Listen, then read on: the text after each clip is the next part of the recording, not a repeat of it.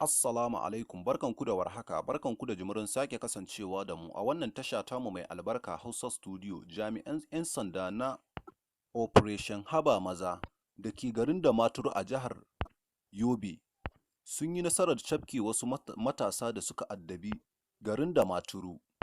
Mai sauraro kar ka manta ka yi ƙoƙari ka danna mana alamar liking da kuma subscribe domin ƙara mana ƙwarin gwiwar kawo muku sababbin shirye-shirye.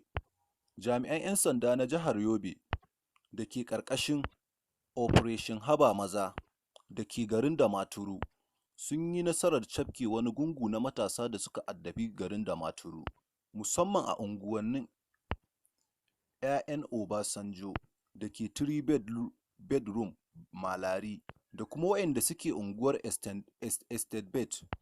Ɓarayin nan waɗanda aka samu nasarar cafkewa cikin dare da misalin ƙarfe 12 sun bayyana da kansu cewa mafi akasarinsu daga wasu garuruwa suke zuwa, ba 'yan asalin jihar Yobe ba ne ba kuma ba 'yan garin Damaturu ba ne.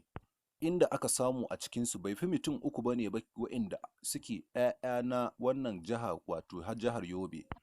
Amma da yawa mutanen Zamfara sun fi yawa a cikinsu, kamar yadda aka samu wasu kidnappers shekaran jiyan nan a jihar Kano, inda aka samu su ma ba 'yan kowane gari ba ne ba face jihar Zamfara. Lalle jihar Zamfara ta zama abin da ta zama a arewacin Najeriya wajen yaɗa 'yan ta'adda a sauran garuruwan da suke makwabtaka da ita.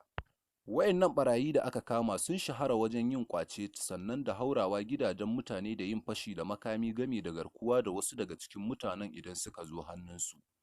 Godiya dubu zuwa ga Operation